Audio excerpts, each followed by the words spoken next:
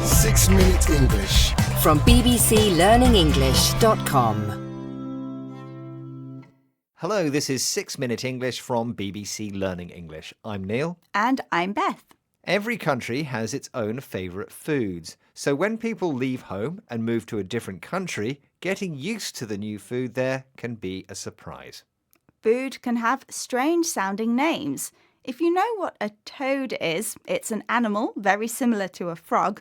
You might be surprised to hear that a famous English meal is toad in the hole. Don't worry though, it's made with sausages, not toads. In this programme, we're exploring people's first impressions of a new culture through its food. We'll be hearing how two women, one a refugee, the other a dietitian, adapted to the food of their new home.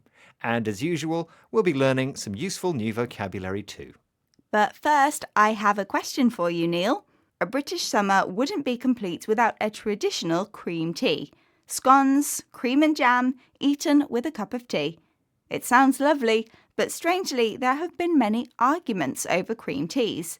So, is the cream tea debate about A. Whether to drink tea or coffee, B. Whether to put cream or jam onto the scone first, or C.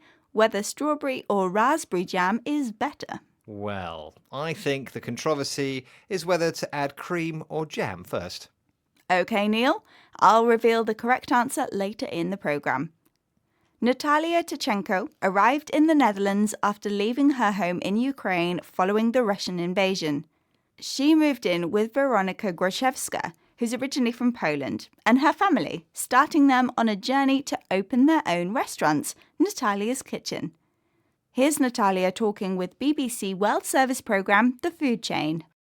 Of course, at first it felt like I am well out of what they call my comfort zone.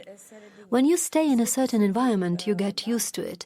But when you move to another country where you live and work, you experience difficulties and you have to adapt to get used to local foods.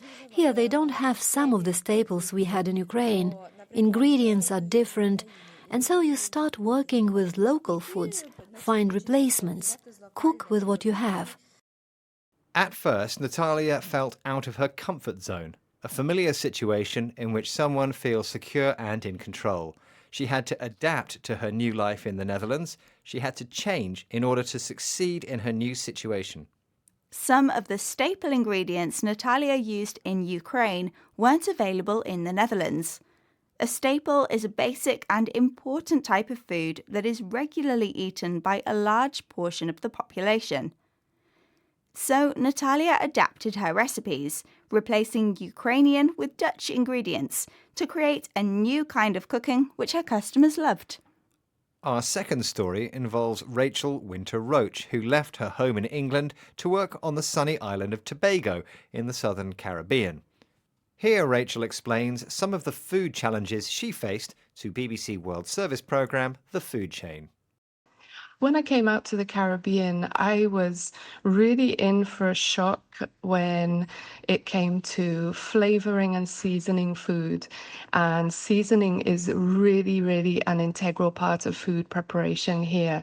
Here, the seasoning is multiple layers. It took me a while to get used to it because everybody has their own way of seasoning and their own little tweaks. And there are no quantities, so it really takes a lot of practice, a lot of trial and error, and I think my family did not always appreciate the errors in the trials. When Rachel moved to Tobago, she was in for a shock. The phrase "to be in for a shock" means to be sure of experiencing a surprising or unpleasant situation.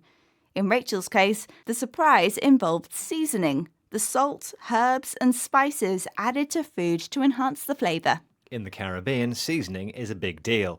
Everyone has their own seasoning recipe, including little tweaks or small adjustments which they have added themselves. It took time for Rachel to develop her seasoning skills, mainly through trial and error, a way of solving problems by trying a number of different methods and learning from the mistakes you make along the way. Whether you're fleeing war, starting a new job, or enjoying a cream tea, it seems there's lots to learn about a place from its food, including Britain. So I think it's time to reveal the answer to my question, Neil. Why is the traditional British cream tea controversial? Well, I guessed it was because people disagree about whether cream or jam should go on the scone first. Which was the correct answer. And anyone who says it's jam first is just wrong. Okay, let's recap the vocabulary we've learnt in this programme, starting with comfort zone, a situation in which you feel comfortable and in control. To adapt means to change so as to successfully fit in with a new situation. A staple is a basic and important type of food that is regularly eaten by a large portion of the population. The phrase to be in for a shock means to be guaranteed to experience a surprising or unpleasant situation. A tweak is a small adjustment to something in order to improve it. And finally, if you solve a problem by trial and error, you try a number of different methods and learn from the mistakes you make. Once again, our 6 minutes are up, and remember to join us again next time here at 6 Minute English. Goodbye for now. Bye! 6 Minute English. From bbclearningenglish.com